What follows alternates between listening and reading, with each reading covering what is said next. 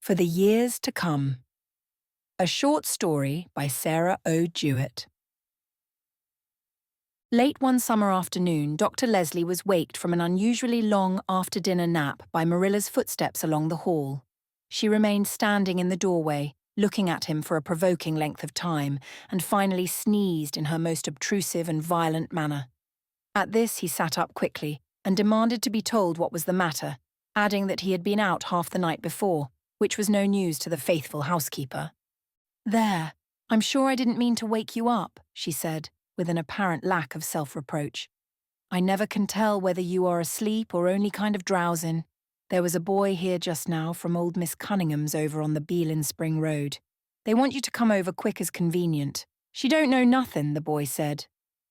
"Never did," grumbled the doctor. "I'll go toward night, but I can't do her any good." "And Mrs. Thacher is out here waiting too, but she says if you're busy she'll go along to the stores and stop as she comes back. She looks to me as if she was breaking up," confided Marilla in a lower tone. "Tell her I'm ready now," answered the doctor in a more cordial tone, and though he said half to himself and half to Marilla that here was another person who expected him to cure old age, he spoke compassionately, and as if his heart were heavy with the thought of human sorrow and suffering. But he greeted Mrs. Thacher most cheerfully and joked about Marilla's fear of a fly as he threw open the blinds of the study window, which was best shaded from the sun. Mrs. Thacher did indeed look changed, and the physician's quick eyes took note of it, and, as he gathered up some letters and newspapers which had been strewn about just after dinner, he said kindly that he hoped she had no need of a doctor. It was plain that the occasion seemed an uncommon one to her. She wore her best clothes, which would not have been necessary for one of her usual business trips to the village, and it seemed to be difficult for her to begin her story. Dr. Leslie, taking a purely professional view of the case, began to consider what form of tonic would be most suitable, whether she had come to ask for one or not. "I want to have a good talk with you about the little girl, Nanny, you know," she said at last, and the doctor nodded and, explaining that there seemed to be a good deal of draught through the room, crossed the floor and gently shut the door which opened into the hall. He smiled a little as he did it, having heard the long breath outside, which was the not unfamiliar signal of Marilla's presence. If she were curious, she was a discreet keeper of secrets, and the doctor had more than once indulged her in her sinful listening by way of friendliness and reward. But this subject promised to concern his own affairs too closely, and he became wary of the presence of another pair of ears. He was naturally a man of uncommon reserve, and most loyal in keeping his patients' secrets. If clergymen knew their congregations as well as physicians do, the sermons would be often more closely related to the parish needs. It was difficult for the world to understand why, when Dr. Leslie was anything but prone to gossip, Marilla should have been possessed of such a wealth of knowledge of her neighbours' affairs. Strange to say, this wealth was for her own miserly pleasure and not to be distributed, and while she often proclaimed with exasperating triumph that she had known for months some truth just discovered by others, she was regarded by her acquaintances as if she were a dictionary written in some foreign language, immensely valuable, but of no practical use to themselves. It was sometimes difficult not to make an attempt to borrow from her store of news, but nothing delighted her more than to be so approached and to present impenetrable barriers of discretion to the enemy. "How is Nanny getting on?" the doctor asked. "She looks stronger than she did a year ago." "Dear me, she's wild as ever," answered Mrs. Thacher, trying to smile. "But I've been distressed about her lately, night and day. I thought perhaps I might see you going by. She's getting to be a great girl, doctor, and I ain't fit to cope with her. I find my strength's a-going, and I'm old before my time. All my folks was rugged and sound long past my age, but I've had my troubles. You don't need I should tell you that. Poor Adeline always give me a feeling as if I was a hen that has hatched ducks. I never knew exactly how to do for her.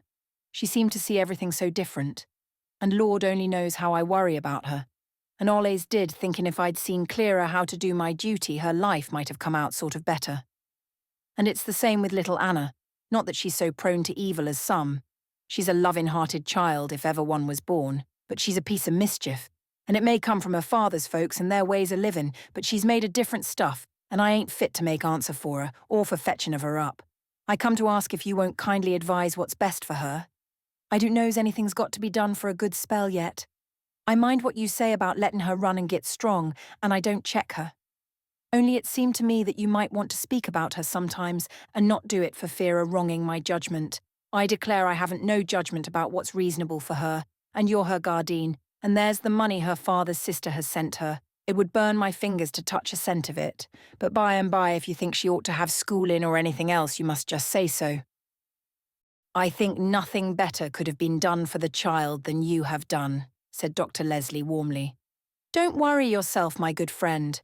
As for books, she will take to them of her own accord quite soon enough, and in such weather as this, I think one day in the fields is worth 5 in the schoolhouse. I'll do the best I can for her. Mrs. Thatcher's errand had not yet been told, though she fumbled in her pocket and walked to the open window to look for the neighbour's wagon by which she was to find conveyance home before she ventured to say anything more. I don't know's my time'll come for some years yet, she said at length, falteringly, but I have had it borne in upon my mind a good many ways this summer that I ain't going to stay here a great while. I've been troubled considerable by the same complaints that carried my mother off, and I'm built just like her.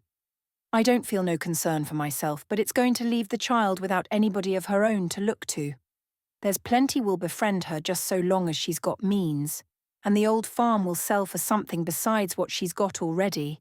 But that ain't everything, and I can't seem to make up my mind to having of her boarded about. If it was so your wife had lived, I should know what I'd go down on my knees to her to do, but I can't ask it of you to be burdened with a young child a-growing up. The doctor listened patiently, though just before this he had risen and begun to fill a small bottle at the closet shelves, which were stocked close to their perilous edges with various drugs.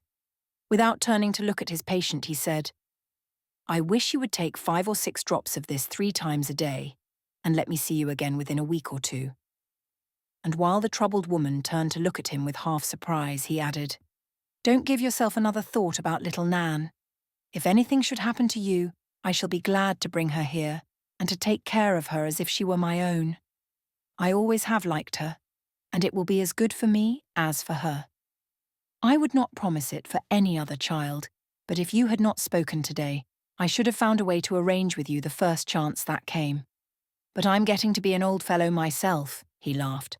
I suppose if I get through first, you will be friendly to Marilla? And Mrs. Thatcher let a faint sunbeam of a smile shine out from the depths of the handkerchief, with which she was trying to stop a great shower of tears. Marilla was not without her little vanities, and being thought youthful was one of the chief desires of her heart. So Mrs. Thatcher went away lighter-hearted than she came. She asked the price of the vial of medicine, and was answered that they would talk about that another time. Then there was a little sober joking about certain patients who never paid their doctor's bills at all, because of a superstition that they would immediately require his aid again. Dr. Leslie stood in his study doorway and watched her drive down the street with Martin Dyer. It seemed to him only a year or 2 since both the man and woman had been strong and vigorous. Now they both looked shrunken, and there was a wornness and feebleness about the bodies which had done such good service. Come and go, said the doctor to himself, one generation after another. Getting old, all the good old-fashioned people on the farms. I never shall care so much to be at the beck and call of their grandchildren, but I must mend up these old folks and do the best I can for them as long as they stay. They're good friends to me. Dear me, how it used to fret me when I was younger to hear them always talking about old Dr. Wayland and what he used to do, and here I am, the old doctor myself. And then he went down the gravel walk toward the stable with a quick, firm step, which many a younger man might have envied, to ask for a horse. You may saddle him, he directed. I am only going to old Mrs. Cunningham's, and it is a cool afternoon. Dr. Leslie had ridden less and less every year of his practice, but, for some reason best known to himself, he went down the village street at a mad pace. Indeed, almost everybody who saw him felt that it was important to go to the next house to ask if it were known for what accident or desperate emergency he had been called away.